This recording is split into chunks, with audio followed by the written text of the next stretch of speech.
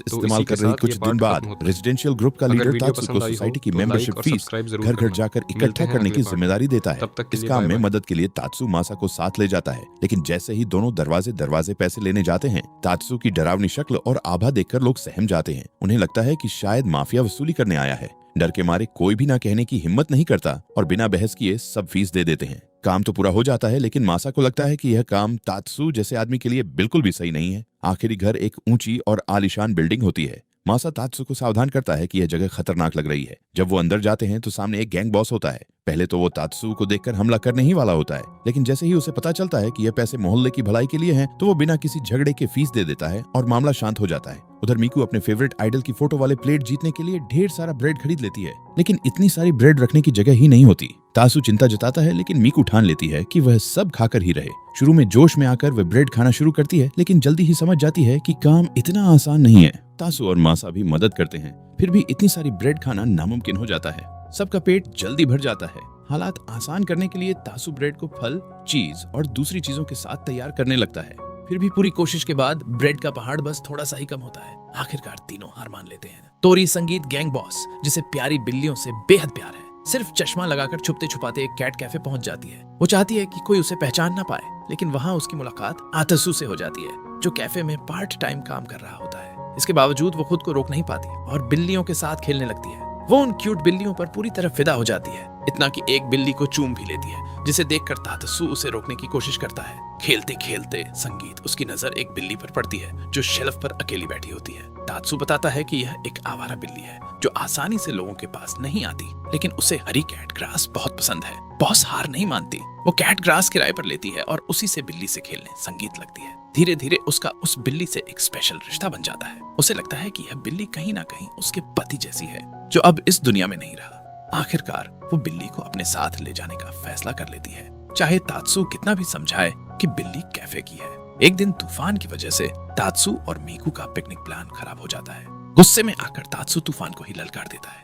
मानो मौसम की इतनी हिम्मत कैसे हुई उनका दिन खराब करने की। दोनों मिलकर अपने घर को तेज हवा और बारिश से बचाने की तैयारी करते हैं, लेकिन जल्दी ही तातू को समझ आ जाता है कि इंसान की ताकत तूफान के सामने कुछ भी नहीं है। अचानक तेज हवा में उड़कर एक छत की टाइल सीधे तात्सु के सिर पर लगती है। सिर से खून बहने लगता है। घबराई हुई मीकू फौरन उसे पकड़कर घर के अंदर खींच लाती है और उसकी चोट का इलाज करने लगती है। इधर मासा तेज तूफान के बीच बेफिक्र होकर बाहर निकल जाता है झिंगुर खरीदने। वो तात्सु को फोन करके बताता है कि उसने उसके लिए भी झिंगुर ले लिए हैं, लेकिन हवा इतनी तेज होती है कि फोन उसके हाथ से उड़ जाता है और कॉल कट जाती है। यह सुनकर तात्सु परेशान हो जाता है। वो मासा की सलामती के लिए फौरन बाहर भागता है। अच्छी बात यह रहती है कि मासा बिल्कुल ठीक रहता है। तात्सु उसे झिंगुर हाथ में लिए अपनी तरफ आते देख लेता है, लेकिन तभी तेज हवा झिंगुरों को उड़ा देती है और वो सीधे एक गुंडे के मुंह पर जा लगते हैं। माहौल बिगड़ने से पहले तात्सु तुरंत हरकत में आता है। वो फटाफट एक जबरदस्त सैंडविच बनाता है और सीधे गुंडे के मुंह में ठूंस देता है। सैंडविच छकते ही वो खुश हो जाता है और उसका गुस्सा गायब हो जाता है और मामला शांत हो जाता है। इसके बाद तात्सु, मीकू और मासा जंगल में कैंपिंग ट्रिप पर निकलते हैं। तात्सु अपने पुराने अंदाज में पूरे जोश और सख्ती से टेंट लगाता है और आग जलाने के लिए लकड़ी काटता है। उसे देखकर ऐसा लग रहा होता है मानो वो मिशन पर निकला हो कि कैंपिंग एकदम परफेक्ट होनी चाहिए। उधर मीकू और मासा मछली पकड़ने जाते हैं। किस्मत अच्छी होती है और वह रात के खाने के लिए मछलियां पकड़ संगीत लेते हैं। प्लान ये होता है कि ग्रिल्ड फिश, सब्जी, फल और चावल के साथ खाना बनेगा, लेकिन तभी हमेशा की तरह मासा गलती से चावल की हांडी जमीन पर गिरा देता है। खाना बचाने के इरादे से तात्सु मासा को आदेश देता है कि वो दूसरे कैंपर से पूछे कि कहीं उनके पास थोड़े चावल हो। वहाँ मासा की मुलाकात पास में कैंप कर रहे थोरा जीरो से हो जाती है और उससे चावल मांग लेता है। बदले में तात्सु थोरा जीरो को मार्शमेलो का एक पैकेट दे देता है। थोरा जीरो कनेक्टिव हो जाता है और केले और मार्शमेलो भरकर एक ग्रिल्ड सैंडविच बना देता है। वो सैंडविच मासा और मीकू दोनों को बहुत पसंद आता है। अब तात्सु भी पीछे नहीं रहता। वो अपने सारे कुकिंग स्किल दिखाते हुए मौजूद हर चीज मिलाकर एक हॉट पॉट बना देता है, लेकिन इसमें पड़ी बिना मसाले की ग्रिल्ड मछली पूरे खाने का मजा खराब कर देती है। बाद में दोपहर के खाने के वक्त मोहल्ले की चेयर लेडी तात्सु से बात करती है। वो बताती है कि वो मोहल्ले की एक ताकतवर महिला संस्था की सदस्य है, जिसे 8 ड्रैग्स कहा जाता है। ये संस्था प्राइवेट इवेंट्स और मोहल्ले के काम संभालती है। अब वो अपने ग्रुप में पुरुषों को भी शामिल करना चाहती है। कैंडिडेट्स देखने के बाद उन्हें लगता है कि घर संभालने वाला पति तातु इस काम के लिए सबसे सही है। तात्सु को एसोसिएशन की मीटिंग रूम में ले जाया जाता है, जहाँ वो 8 महिलाओं से मिलता है। हर महिला ग्रुप की एक खास जिम्मेदारी संभालती है। प्रेसिडेंट तात्सु को परखने के लिए कहती है कि वह सबके लिए जल्दी से चाय बनाए। तात्सु बिना देर किए चाय बनाता है, कपों में डालता है और सबको परोस देता है। हालांकि उसमें थोड़ी नजाकत की कमी होती है, लेकिन चाय सबको ठीक लगती है। लेकिन वूल सजाने वाली ड्रैगन लेडी अब भी संतुष्ट नहीं होती। उसका मानना है कि तात्सु में जरूरी एलिगेंस नहीं है। अपनी जगह पक्की करने के लिए तात्सु उनके सामने घुटनों के बल बैठ जाता है और दिल से कहता है कि वो इस ग्रुप का हिस्सा बनना चाहता है। उसकी सच्चाई और लगन देखकर फूलों वाली लेडी आखिरकार मान जाती है, लेकिन एक शर्त रखती है, तात्सु को हफ्ते में 3 दिन उसकी फ्लावर अरेंजमेंट क्लास ज्वाइन करनी हो। तात्सु बिना सोचे शर्त मान लेता है और पूरे मन से फूल सजाने की कला सीखने लगता है। काफी समय तक फूलों की दुनिया में डूबने के बाद तात्सु को अपने ऊपर भरोसा हो जाता है। अब वो दोबारा टेस्ट देने का फैसला करता है, इस बार अपनी नजाकत और एलिगेंस प्रमाणित करने के लिए। अब टाचू पूरे सलीके और नजाकत के साथ एसोसिएशन की सभी महिलाओं को सर्व करता है। फूल सजाने की जो कला उसने मेहनत से सीखी थी वो साफ नजर आती है। उसकी मेहनत और बदलाव को देखकर एसोसिएशन आखिरकार टाचू को अपने ग्रुप में शामिल कर लेती है। एक दिन टाचू मिकू के साथ उसका फेवरेट ई प्रोक्योर देख रहा होता है। तभी संगीत मकू उसे अपनी एक दोस्त के बच्चे के बारे में बताती है। वो बच्ची भी शो की बहुत बड़ी फैन है, लेकिन बीमारी की वजह से शो एंजॉय नहीं कर पा रही। मकू चाहती है कि किसी तरह उस बच्ची का मन खुश किया जाए और इस काम में वह टासू की मदद लेती है। टॉक्सू एने के एक विलेन का कॉस्ट्यूम पहन लेता है। उसकी डरावनी शक्ल और रबदार कद इस रोल के लिए बिल्कुल फिट बैठता है, लेकिन जैसे ही बच्ची उसे उस भयानक अवतार में देखती है वो जोर जोर से रोने लगती है। वो सच में डर जाती है। हालात संभालते हुए तात्सु तुरंत प्लान बदलता है। वो अपने लाए हुए फलों से एक क्यूट सा फ्रूट प्लेट बनाता है और बच्ची की माँ को देता है ताकि माहौल थोड़ा आरामदायक हो जाए। कमरे में खुशी का रंग भरने के लिए वह फूलों को भी प्यार से सजा देता है। अब मिकू हीरो प्रोक्योर बनती है और डाट्सु विलन की भूमिका निभाता है। दोनों कमरे में एक नकली लेकिन दमदार फाइट करते हैं ताकि बच्ची उन्हें चीयर करे और हीरो को सपोर्ट करें। इरादा अच्छा था, लेकिन नतीजा उल्टा निकलता है। शोर शराबा बढ़ जाता है और बच्ची और भी घबरा जाती है। आखिरकार वहाँ की नर्स को दखल देना पड़ता है। वो दोनों को समझाती है कि अस्पताल की शांति भंग करने और जबरदस्ती खुशी थोपने की वजह से उन्हें बाहर जाना होगा। एक दिन टाट्सु के ससुर उसके साथ वक्त बिताने के लिए उसे एक हाइकू क्लब ले जाते हैं। क्लब में पहुंचकर उनके ससुर सबसे पहले अपनी कविता सुनाते हैं, जिसे सब लोग पसंद करते हैं। माहौल देखकर टाट्सु भी ट्राई करने का मन बनाता है और मौके पर ही कुछ पंक्तियां गढ़ लेता है, लेकिन उसकी हाइकू काफी हिंसक निकलती है और पारंपरिक हाइकू की शांत भावना से कोसों दूर होती है। इसके बाद सब लोग अलग अलग जगहों पर जाते हैं।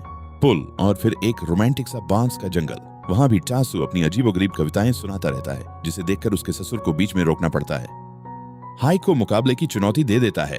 इस बार टाचू को आगे करने की बजाय उसके ससुर ही खुद टीम की तरफ से खड़े होते हैं। हाइकू ड्यूल शुरू होता है। दोनों टीमें अपने आसपास के नजारों से प्रेरणा लेकर कविताएं सुनाते हैं, कभी ड्रैगन फ्लाई पर तो कभी प्यार में डूबे कपल पर। डासू और बेयर गैंग के लोग अपनी अपनी टीम के लिए जोर जोर से चीयर करते हैं, भले ही कविताओं का कोई खास मतलब समझ न आ रहा हो। आखिर में दोनों तरफ से एक शानदार हक्कू सुनाई जाती है, खासकर कब जब कविता का विषय एक बिल्ली होती है और उस पल मुकाबला एक यादगार मोड़ पर खत्म होता है। कपड़े प्रेस करने का काम खत्म करते ही अचानक टाचू की कमर में ऐसा तेज दर्द उठता है जैसे किसी ने उसे 2 हिस्सों में बांट दिया हो। चलना तक मुश्किल हो जाता है।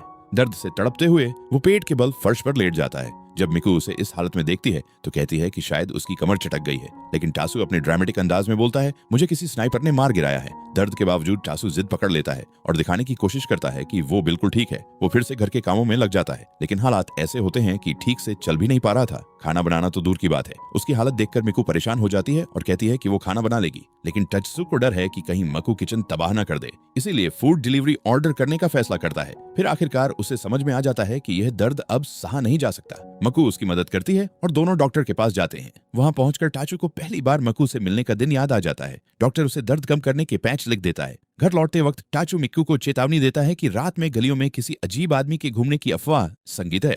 ये सुनकर मकू कहती है कि उसे कुछ सेल्फ डिफेंस सिखा दे। टासू मान जाता है और उसे बचाव के कुछ तरीके सिखाता है। एक रात जब मिकू काम से जल्दी जल्दी घर लौट रही होती है तो उसे लगता है कि कोई उसका पीछा कर रहा है। डर के मारे वो अचानक पलटती है और सामने वाले को जोर का घूंसा मारती है। फिर उसके बाल पकड़कर पेट में जबरदस्त वार करती है, लेकिन जब वो ध्यान से देखती है तो उसके होश उड़ जाते हैं। वो कोई और नहीं बल्कि मासा होता है। असल में मासा सिर्फ उससे बात करने की कोशिश कर रहा था क्योंकि उसने उसे सड़क पर देखा था, लेकिन मिकू मानने को तैयार नहीं होती। वो कहती है कि असली मासा का चेहरा इतना सूजा हुआ नहीं होता और बेचारे मासा की ओर पिटाई कर देती है। इधर हाल ही में तोरा के क्रेप ट्रक की बिक्री काफी गिर गई है। कारण ये है कि बिल्कुल बगल में एक डोनट ट्रक आकर खड़ा हो गया है। सबसे हैरानी की बात ये होती है कि डोनट ट्रक की मालकिन कोई और नहीं बल्कि उसकी छोटी बहन कोहारू होती है। कोहारू को अपने भाई से शिकायत है कि वो घर छोड़कर याकुजा बनने चला गया। इसी बदले की भावना में वो डोनट बेचने लगती है ताकि तोराजे के बिजनेस को टक्कर दे सके।